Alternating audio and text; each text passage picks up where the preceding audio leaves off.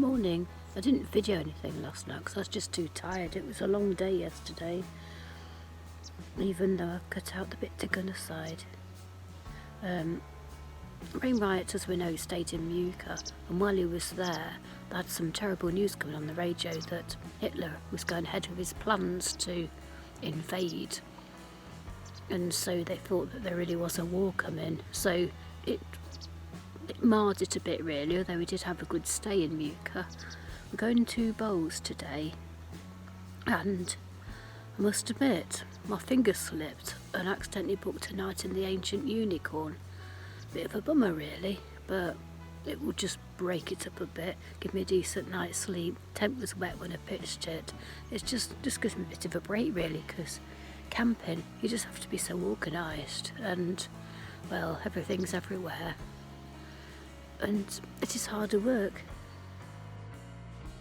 I retraced my steps to Muka and picked up a track following the banks of the Swale to rejoin the Pennine Journey.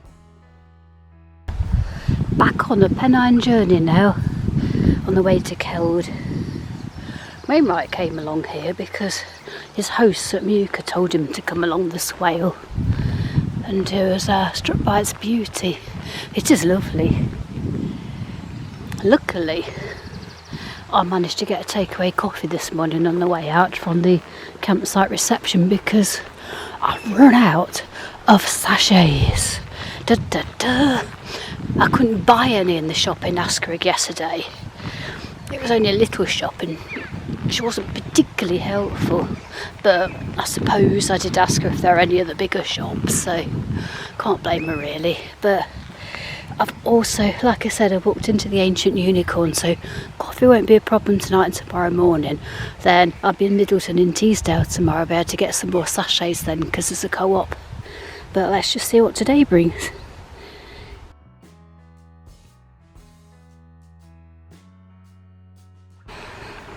The Pennine Way goes up there somewhere, goes along the top.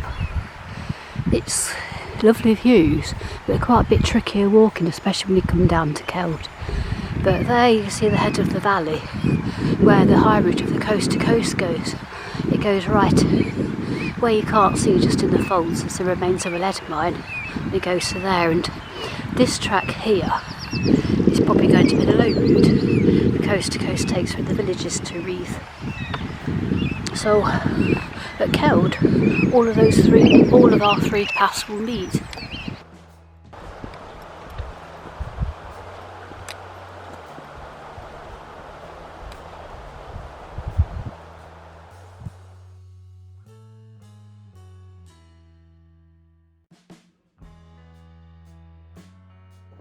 And there on the hill is Crackpot Hall.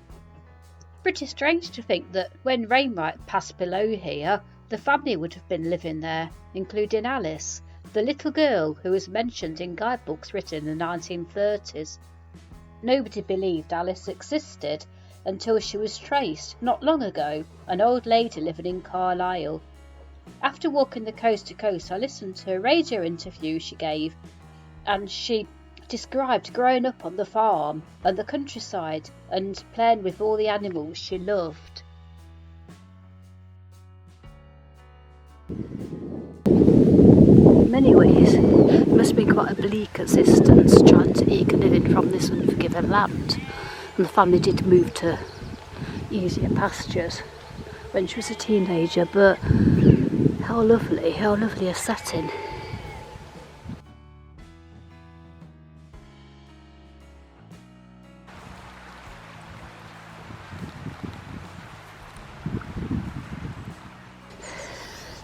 Where I came in last year from that rough path. And look, for the next 23 miles, the Pennine Journey route follows that of the Pennine Way. Now, this path here, this is where the coast to coast, the Pennine Way and the Pennine Journey all meet.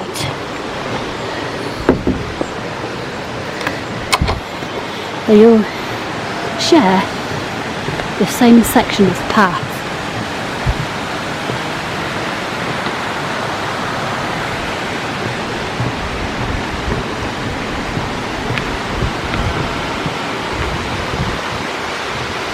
very briefly.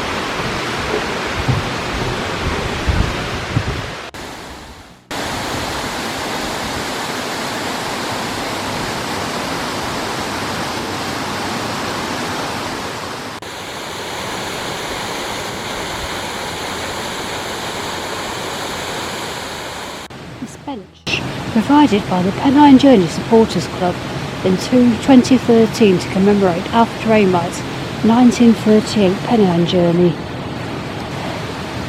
think I'll sit here for a bit.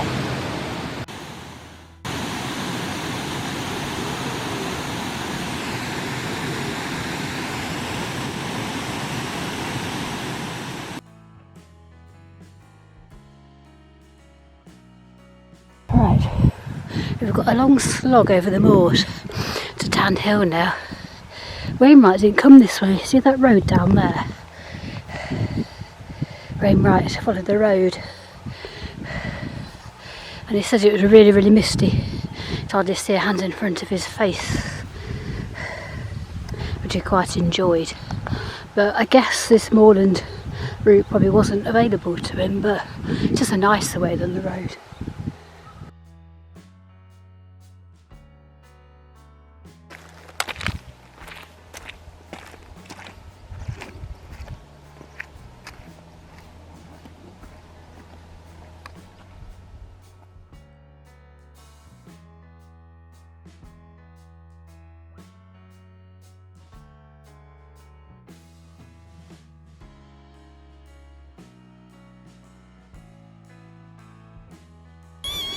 What's lovely here is the constant sound of lapwings and curlews all along this stretch. Rather splendid isolation.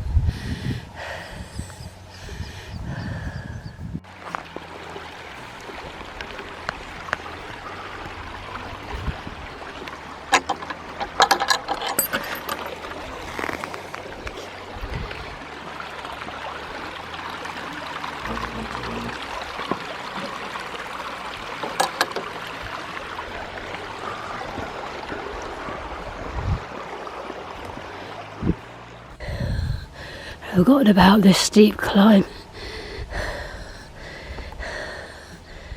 Well, there's a sight for sore feet. It's Tan Hill Inn. Yay!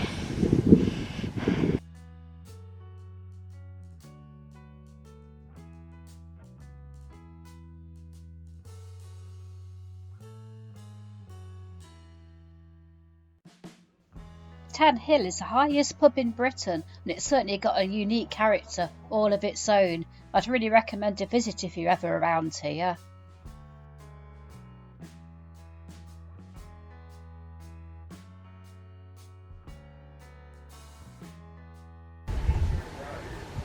Dangerous business, bird watching.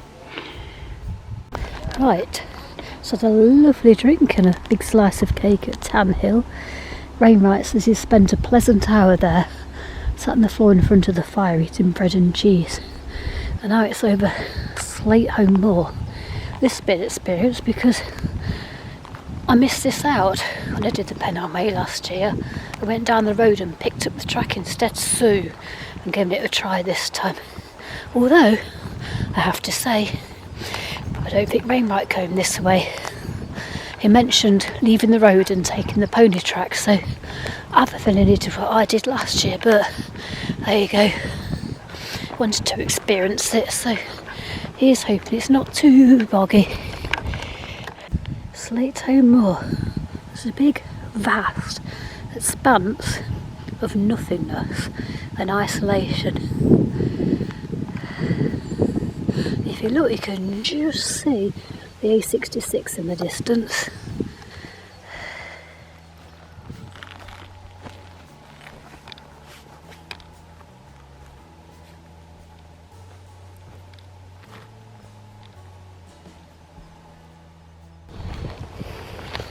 So far, not too bad with the bogs.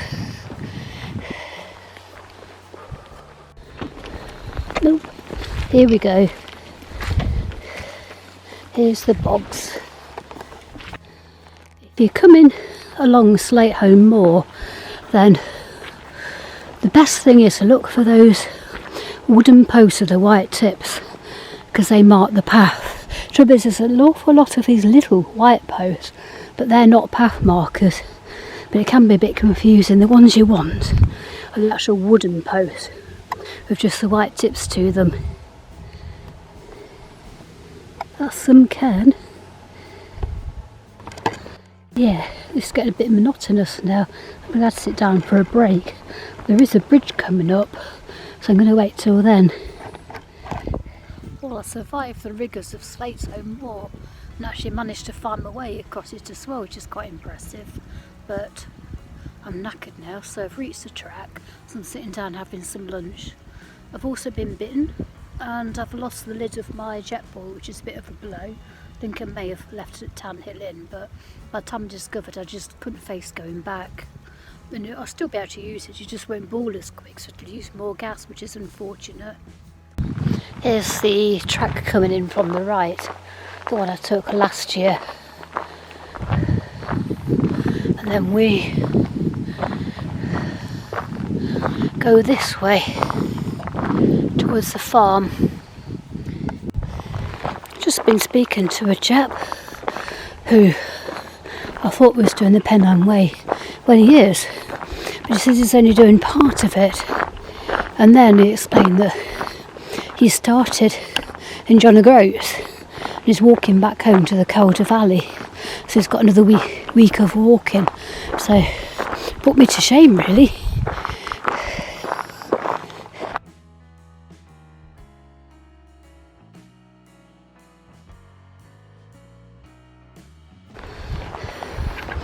This is a rather handsome bridge.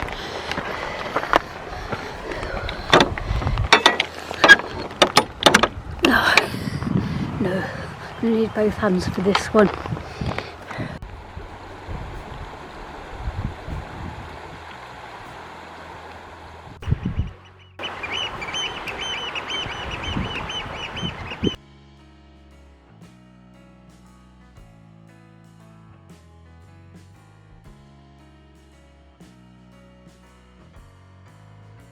Wainwright would have stayed on the road past Sleightholme Farm, following it into Bowes.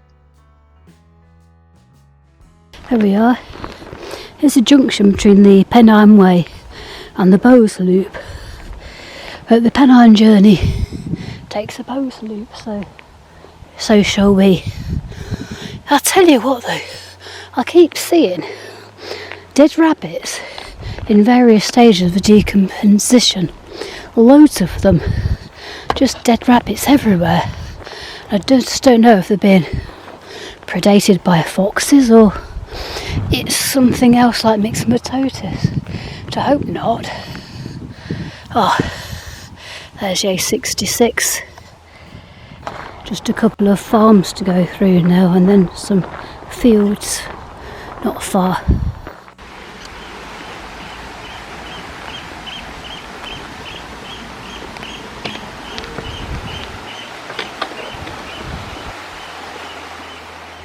There's Bowes Castle there in the distance, just see it.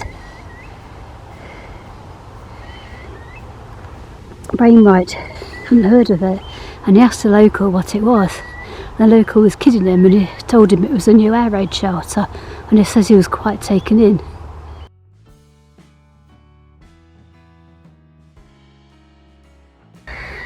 Bowes Castle, definitely not an air raid shelter.